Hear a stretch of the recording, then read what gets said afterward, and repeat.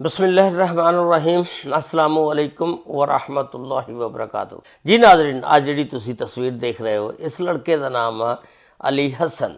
अली हसन की उम्र 16 साल।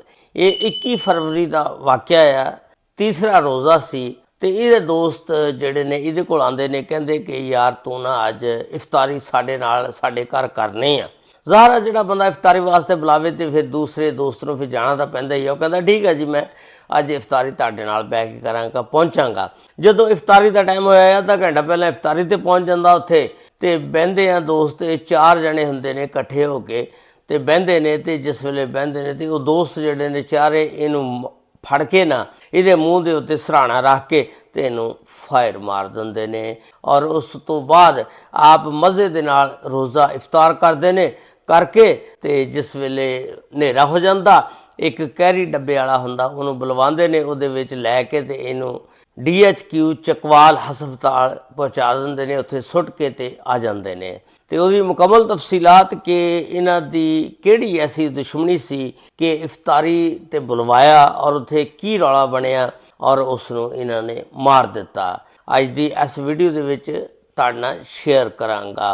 ये वाक़या जिहड़ा रावलपिंडी तहसील गुजर खान ठट्ठा कलां का इलाका आ, थाना जातली इहनूं लगदा जिथे यह वाक़या पेश आया। उत्थे एक फैमिली रहिंदी है, उस फैमिली दे विच 3 भरा ने, जिहदे विच सब तो बड़ा जिहड़ा भरा उहदा नाम आ मनशा, दूसरे नंबर ते भरा जिहड़ा अल्ताफ, तीसरे नंबर ते जिहड़ा भरा उहदा नाम आ खालिद महमूद। हुण ये जिहड़ा खालिद महमूद आ, इहदा बेटा आ अली हसन। खालिद महमूद जिहड़ा अज तो तकरीबन फरवरी 2025 दे विच 1 साल पहलों इत्ते एक मुकदमा चलिया सी और उस मुकदमे का केस जिहड़ा चल रहा ते इह जेल दे विच आ। ते इहदी बीवी खालिद महमूद दी यानी अली हसन दी अम्मी जिहड़ी आ, वो जदों ये जेल चला गया ना, कहण लगी कि मैं इत्थे नहीं रहना, जदों वो छुट के आ जाएगा मैं वापस आ जाएंगी, मैं अपने पेकिਆਂ दे घर जाना चाहनी हाँ। हुण जिहड़ा खालिद महमूद दा वड्डा भरा मनशा, वो कहण लगा कि ठीक आ तेरी मर्जी आ, अगर तू नहीं रहना तो लेकिन असी जिहड़ा साडा भतीजा आ अली हसन इहनूं नहीं जाण देना, तू कल्ली जा सकदी आ। वो खैर कहंदी ठीक आ, मैं कल्ली चल जांदी आ। वो ना अपने पेकिਆਂ दे घर जाके बह गई कल्ली जिहड़ी, वो खैर कल्ली चले गई अपने पेकिਆਂ दे घर। अली हसन जिहड़ा हुण अपने ताए अबू को रहिंदा, मनशा जिहदा नां आ। हुण इह जिस वेले ताया मनशा इहदी देखभाल करदा परवरिश करदा, अम्मी दे लो चले गई पेकिਆਂ दे और इहदा अबू जिहड़ा खालिद वो जेल दे विच आ। हुण एक दिन इस तरह हुंदी आ कि ये 3 दोस्त हुंदे ने, जिहड़े चौथा ये अली हसन।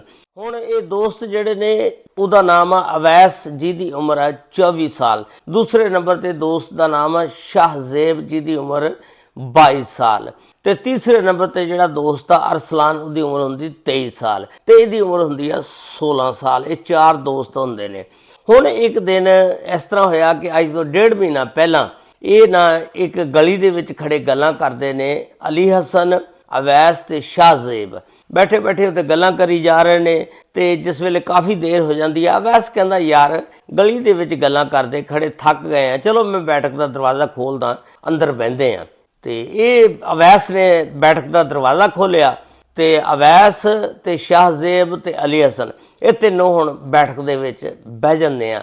उस तो बाद की हुंदा है, जनवरी का महीना हुंदा, अज तो तकरीबन 1.5 महीना पहलां दी ये गल आ।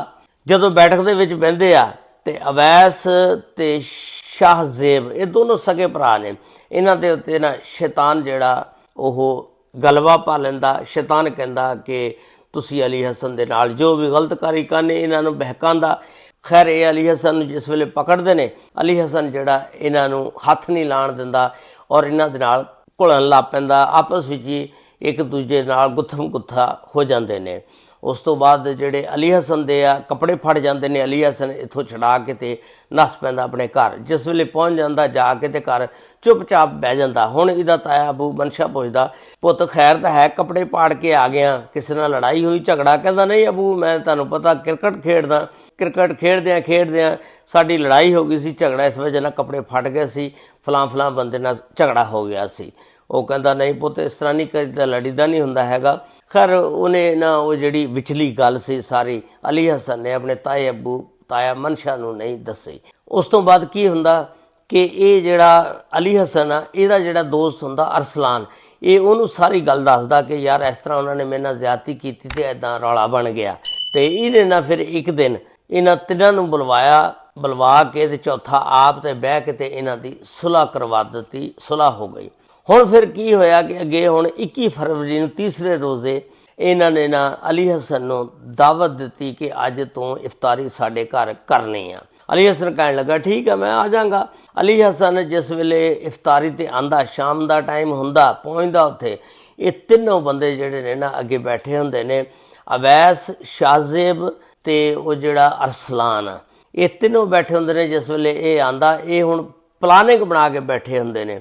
ਇਹਨੂੰ ਪਕੜਨ ਦੀ ਕੋਸ਼ਿਸ਼ ਕਰਦੇ ਨੇ ਤੇ ਇਹ ਅੱਗੋਂ ਮਜ਼ਾਮਤ ਕਰਦਾ ਜਿਸ ਵੇਲੇ। ਤੇ ਫਿਰ ਉਹ ਕੀ ਕਰਦੇ ਨੇ, ਇੱਕ ਸਰਾਣਾ ਲੈਂਦੇ ਨੇ, ਪਿਸਟਲ ਇਹਨਾਂ ਦੇ ਕੋਲ ਹੁੰਦਾ, ਸਰਾਣਾ ਇਹਦੇ ਮੂੰਹ ਤੇ ਰੱਖ ਕੇ ਵਿੱਚ ਪਿਸਟਲ ਦੇ ਨਾਲ ਨਾ ਫਿਰ ਗੋਲੀ ਮਾਰ ਦਿੰਦੇ ਨੇ। ਗੋਲੀ ਮਾਰ ਕੇ ਤੇ ਫਿਰ ਆਪ ਇਫਤਾਰੀ ਕਰਦੇ ਨੇ। ਜਿਸ ਵੇਲੇ ਹਨੇਰਾ ਹੋ ਜਾਂਦਾ, ਉਸ ਤੋਂ ਬਾਅਦ ਇੱਕ ਇਹਨਾਂ ਦਾ ਦੋਸਤ ਹੁੰਦਾ ਇਤਸ਼ਾਮ, ਉਹਦੇ ਕੈਰੀ ਡੱਬਾ ਰੱਖਿਆ ਹੁੰਦਾ, ਉਹਨੂੰ ਫੋਨ ਕਰਦੇ ਨੇ ਯਾਰ ਅਸੀਂ ਆਪਣੀ ਦਾਦੀ ਅੰਮੀ ਨੂੰ ਹਸਪਤਾਲ ਲੈ ਕੇ ਜਾਣਾ ਚਕਵਾਲ, ਤੇ ਤੂੰ ਕੈਰੀ ਡੱਬਾ ਲੈ ਕੇ ਆ ਜਾ। ਉਸ ਤੋਂ ਬਾਅਦ ਇਹ ਚੁੱਕਦੇ ਨੇ, ਇੱਕ ਕੱਪੜੇ ਦੇ ਵਿੱਚ ਲਪੇਟਦੇ ਨੇ ਉਹਦੀ ਲਾਸ਼ ਨੂੰ, ਕੈਰੀ ਡੱਬੇ ਦੇ ਵਿੱਚ ਰੱਖਦੇ ਨੇ ਔਰ ਕਾਫੀ ਦੇਰ ਘੁਮਾਉਂਦੇ ਫਿਰਦੇ ਰਹਿੰਦੇ ਨੇ, ਦੇਖਦੇ ਰਹਿੰਦੇ ਨੇ ਇਹਨੂੰ ਹੁਣ ਕਿੱਥੇ ਸੁੱਟੀਏ।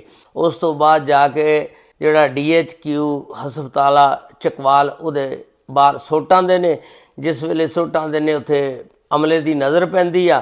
ਅਮਲਾ ਜਿਹੜਾ 15 ਤੇ ਕਾਲ ਕਰਦਾ, ਪੁਲਿਸ ਆ ਜਾਂਦੀ ਆ ਤੇ ਆ ਕੇ ਜਿਸ ਵੇਲੇ ਉਸ ਦੀ ਲਾਸ਼ ਨੂੰ ਦੇਖਦੀ, ਚੁੱਕਦੀ, ਪੋਸਟਮਾਰਟਮ ਵਾਸਤੇ ਭਜਵਾਉਂਦੀ ਆ ਔਰ ਉਹਦੇ ਫਿੰਗਰਪ੍ਰਿੰਟ ਤੋਂ ਪਤਾ ਚੱਲ ਆਉਂਦੀ ਆ ਕਿ ਇਹ ਕਿਹੜੇ ਖਾਨਦਾਨ ਦੇ ਨਾਲ ਤਾਲੁਕ ਰੱਖਦਾ।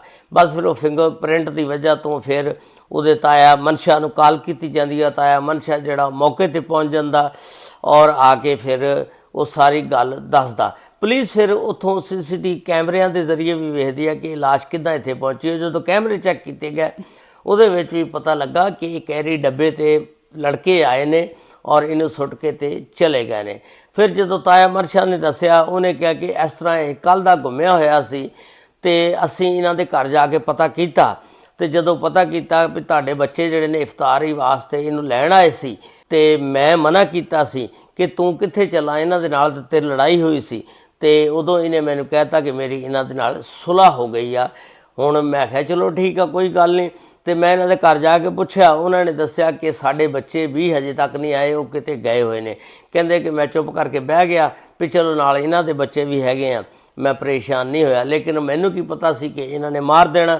ਤੇ ਉਹਨੇ ਆ ਕੇ ਤੇ ਉਹਦੀ ਲਾਸ਼ ਨੂੰ ਪਹਿਚਾਣ ਲਿਆ। ਪਹਿਚਾਣ ਕੇ ਤੇ ਫਿਰ ਇਹ ਸਾਰੀ ਗੱਲਬਾਤ ਦੱਸ ਕੇ ਤੇ ਉਹਨੇ ਦੱਸਿਆ ਕਿ ਇਸ ਤਰ੍ਹਾਂ 1 ਮਹੀਨਾ ਪਹਿਲਾਂ ਇਹਨਾਂ ਦੇ ਨਾਲ ਝਗੜਾ ਹੋਇਆ ਸੀ। ਫਿਰ ਇੱਕ 302 ਦਾ ਪਰਚਾ ਦਰਜ ਕੀਤਾ ਗਿਆ, ਜਿਹੜਾ ਤਾਇਆ ਮਨਸ਼ਾ ਦੀ ਮਦਈਅਤ ਦੇ ਵਿੱਚ ਦਰਜ ਕੀਤਾ ਗਿਆ। ਪੁਲਿਸ ਨੇ ਫਿਰ ਉਹ ਜਿਹੜਾ ਇੱਕ ਅਰਸਲਾਨ ਆ ਉਹਨੂੰ ਪਕੜ ਲਿਆ ਤੇ ਉਹ ਕੈਰੀ ਡੱਬੇ ਵਾਲੇ ਨੂੰ ਪਕੜ ਲਿਆ। ਤੇ ਲੇਕਿਨ ਇਹ ਜਿਹੜੇ 2 ਭਰਾ ਨੇ ਅਵੈਸ ਤੇ ਸ਼ਾਹਜ਼ੇਬ, ਇਹ ਹਜੇ ਤੱਕ ਗ੍ਰਿਫਤਾਰ ਨਹੀਂ ਹੋਏ।